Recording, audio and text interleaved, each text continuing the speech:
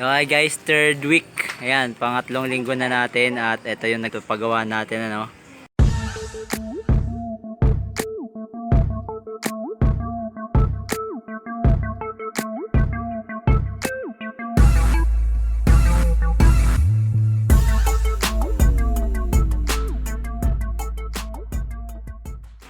Nagsisimula na yung asintada dyan sa taas. Then, ito sa loob.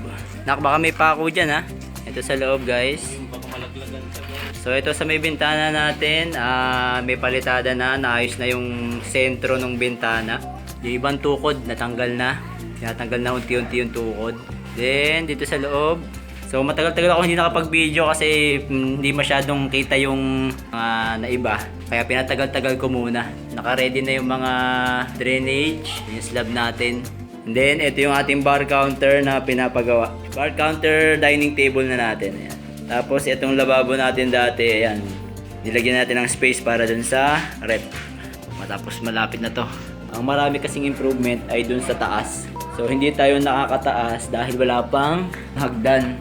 So ngayon, yung hagdan kasi namin na ginagamit maiksi lang.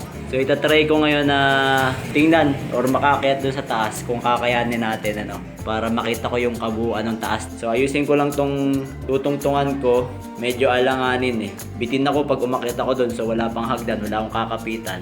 Itatry kong ipatong dito sa scaffolding itong hagdan, tapos akit tayo dun sa taas. So bago lahat, ito nga pala yung ating magiging bar counter. Ito yung maliit na salas natin dati, no? Ayan, dito mapapalagay. Wala na tayong dining table. Ito na yung gagamitin natin na dining table. Dito yung gas range natin, may cabinet. Tapos ito nga, yung space para dun sa ating ref. Tapos liliit na lang yung lababo natin, and then magkakaroon ng mga cabinets dyan. So excited na ako matapos din tong bahay namin, ano?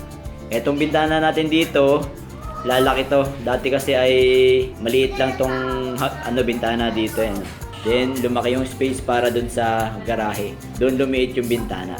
Ayan, tataas tayo guys. Ayan, ganito ang itsura sa taas. Ayan. So, ito nga isang kwarto. Pag-akit mo ng hagdan, ayan, may hallway na maliit. And then, kwarto to. Ito yung kwarto ni Zane. Supposedly, kwarto ni Zane, number 2. And then, ito, meron ditong pintuan. Terrace na kaunti to. Ayan, maliit na terrace. Then, grills na lang dito. So, kitang-kita ko na yung taas ngayon. So, ito, dadagdagan pa to. Pader, poste, para sa bubong. And then, pagdating dito, meron lang siyang maliit na pasukan. Ito ay banyo. Maliit lang to. Dito yung lavatory, konti. And then, inodoro. Ayan. And then, shower. And then, pagdating dito, may maliit lang na pinto going to the laundry area. Ayan, ito na yung laundry area. Hindi kasi kami makapaglaba dun sa harap dahil may sasakyan, minsan masikip. So, ginawa namin na laundry area nandito sa taas. So dito na siya magsasampay. Ito, putol na to, magkakaroon na lang yan ng grills pataas. Then may lababo na maliit dito. Yan, para labahan. Ito yung washing machine. Yan. So bababa na ako guys kasi medyo madilim na, no? Medyo delikado na dito sa taas para pagbaba natin. Baba na ako. Hindi ko lang alam kung paano ako makakababa. So guys, hello, magandang hapon sa inyo, ano. So dito kami ngayon sa taas. Ayan, alas 5 ng hapon, and today is 6th week na ng paggawa. At ayan po, buo na yung bahay natin. Ito po yung laundry area. And then ito po yung kwarto. Pinapalitadahan na po yung kwarto. Tapos ito yung hallway. Nakaporma na yung ating pintuan. Owning window dito lalagay natin. Tapos ito po yung kwarto ni Ding. Papalitadahan na rin po yan. Sa gilid po nito yung pader, pinapalitadahan. Then po si Carolan, lalaba. Si Boss Mike, yung ating foreman. Ayan, nakapalitada na dito. Gawa na yung hagdan natin. So ayan guys, tapos na sila magpalitada dito sa kanang part. Then yung mga loob-loob na palitadahan na. Ito yung gate natin, ni-recycle natin, no. Inusod lang natin tong magkatabi na gate. Ito nilagay natin sa bandang kanan.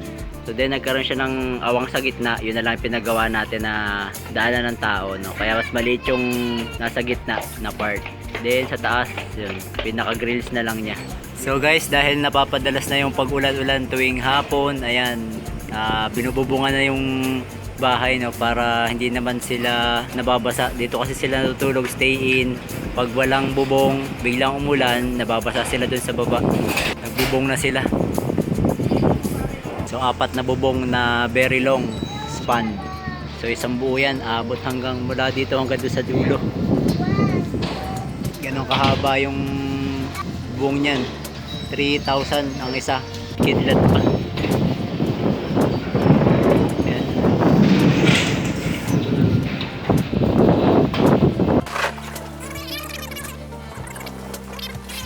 So yun na nga guys, umulan na nga ng malakas. Ano, ayan, sobrang lakas na ng ulan. Ayan. So guys, update lang, nailipat na natin yung metro, napalipat na natin sa water district. Ayan. So ang ginawa dyan is shipping gun dun sa part na to para lumabas yung tubo sa ilalim, and then kinabitan nila ng mga adapter, nilipat nila yung metro dito. Yun, pinasimentohan ko na to ng konti. Pero lalagyan pa rin natin ng bakal at semento dahil gagawin natin tong daanan ng saka yung sasakyan natin dito dadaan yung, kaya dapat matibay. So hi guys, ito na yung update natin for the 8th week. Skim coat na yung pader dito. Ito na primer na. Itong hagdan, naka-primer na siya. Yan, gray. Yung kisame dito sa taas, ayos na yung kisame dito. Ito, palitada na yung room. Skim coat na lang, pati yung room 2. Dito sa ating CR, palitada na din.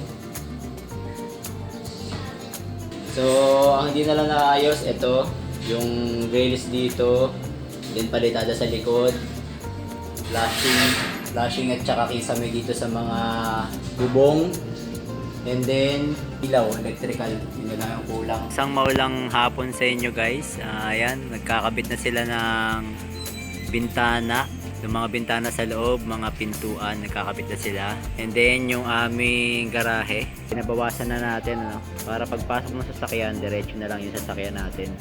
Hindi na tayo naka-incline, hindi na tayo masyado mahihirapan pag nag-park. So yan na nabawasan. Yan, screen door, kinakabit na. Bintana doon, kabit na rin. Dito sa taas, nakakabit na tong owning window. Very nice. Ayan. So ganito yung owning window dito, may screen. Ayan, may screen dito. Tapos ito yung na-open, tulad dito sa taas. Ayan. O, diba? Lakas makasosyal. Then, dito sa loob, itong bintana sa taas na kwarto. So dito naman sa pangalawang kwarto, pinabit na rin yung bintana. Screen door natin, ayan. So pinili ni Mrs. yung lahat screen door, no. Although may gate naman kasi tayo dun sa labas, hindi tayo masyado makikita sa loob para yung hangin mas presko yung pagpasok. And then meron tayong maliit na window dito. So guys, update tayo, pa 2 months na natin at ayan, na pinturahan na yung side na to, yung harap. Tapos currently ito, pinipinturahan na tong kabila, palitadaan na din. Ayan, si Kuya Mar nagpipintura. Ayan, na waterproofing na yung both sides. Tapos nalagyan na yung flashing sa bubong. Ito sa garahe natin, okay na, sementohan na natin, ipababa na natin. Ayan, so guys, kakatapos lang ng 8th week, going to 9th week na tayo. Ito na yung tapos nila, tiles sa baba. Tapos na yan. Cabinet natin. Ito na sa water natin.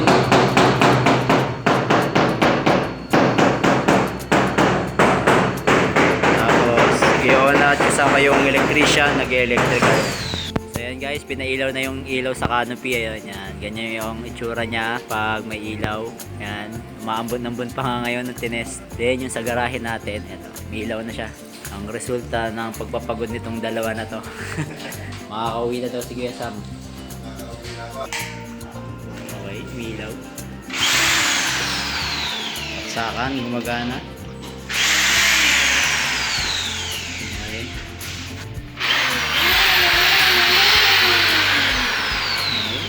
Ayan na itsura ngayon pag nakabukas yung mga ilaw.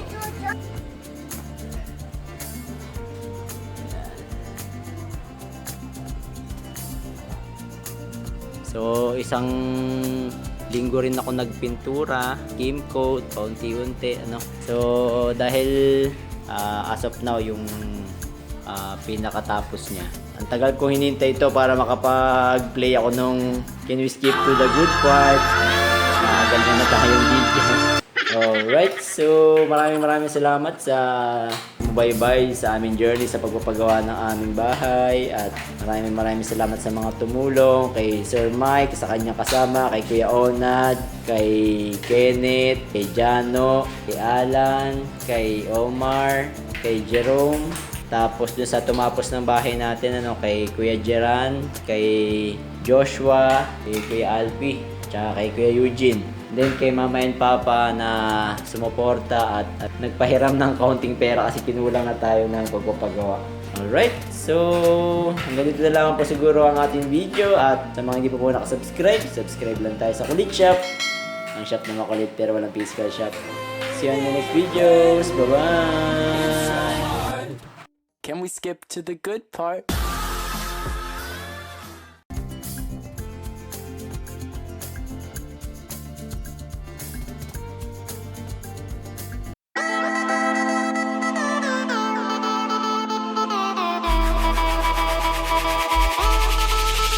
We'll be right back.